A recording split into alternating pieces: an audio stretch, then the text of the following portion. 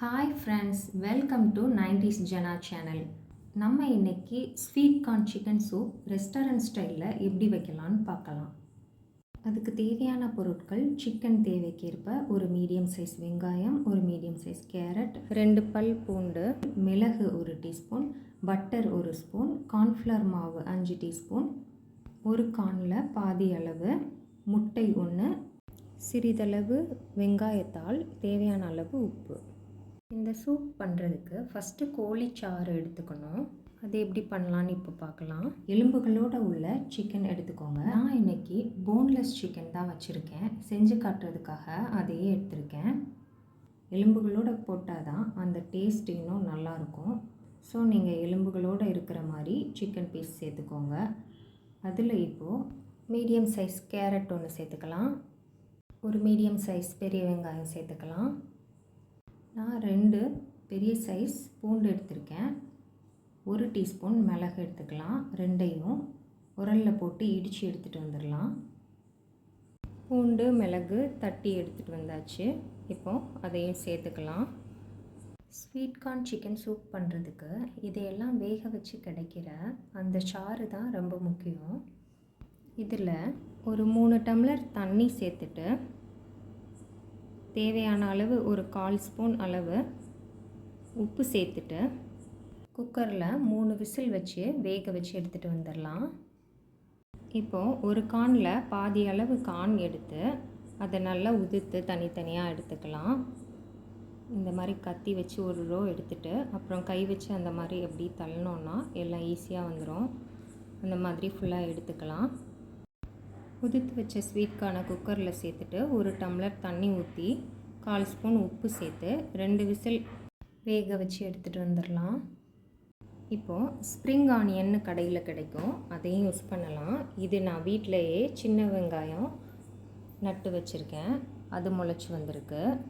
அதில் அடிப்பகுதியை கட் பண்ணிவிட்டு மீதி இருக்கிற பகுதியெல்லாம் சின்ன சின்னதாக கட் பண்ணி வச்சுக்கலாம். இப்போது பாருங்கள், கோழிச்சாறு ரெடி ஆயிடுச்சு.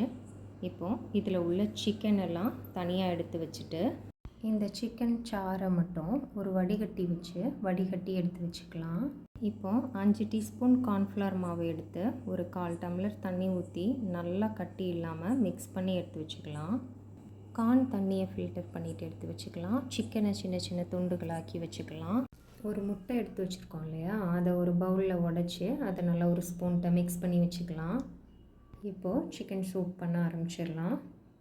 இப்போது அடுப்பில் ஒரு பேன் வச்சுட்டு 1 ஸ்பூன் பட்டர் சேர்த்துட்டு பட்டர் உருகுனதும் வெங்காயத்தில் அடிப்பகுதி கட் பண்ணி வச்சுருந்தோம் இல்லையா, அதை ஃபஸ்ட்டு சேர்த்துக்கலாம். அப்புறம் கார்ன், சிக்கன் எல்லாத்தையும் சேர்த்து மிக்ஸ் பண்ணிவிட்டு இந்த சிக்கன் வேக வச்ச சாறு எடுத்து வச்சுருந்தோம் இல்லையா, அதை சேர்த்துக்கலாம்.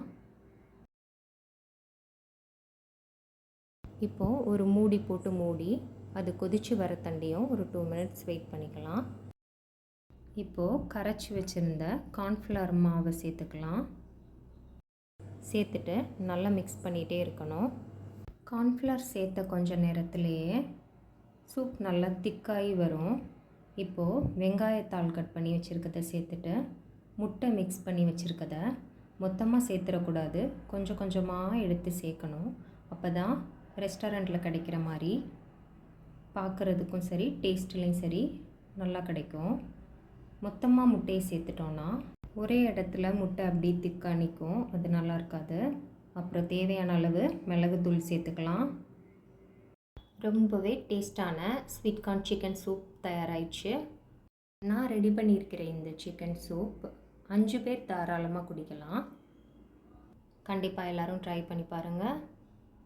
இந்த லைஃப் தான் நல்ல சுவைத்து சாப்பிட நமக்கு கிடச்சிருக்கு. ஆனால் உணவே மருந்துங்கிறத மறந்துடக்கூடாது. ஸோ சுவையான மற்றும் ஆரோக்கியமான உணவுகளை சுவைத்து மகிழுங்கள். என்னோடய சேனல் பிடிச்சிருக்குன்னா லைக் பண்ணுங்கள், ஷேர் பண்ணுங்கள், கமெண்ட் பண்ணுங்கள், சப்ஸ்கிரைப் பண்ணுங்கள். தேங்க்ஸ் ஃபார் வாட்சிங்.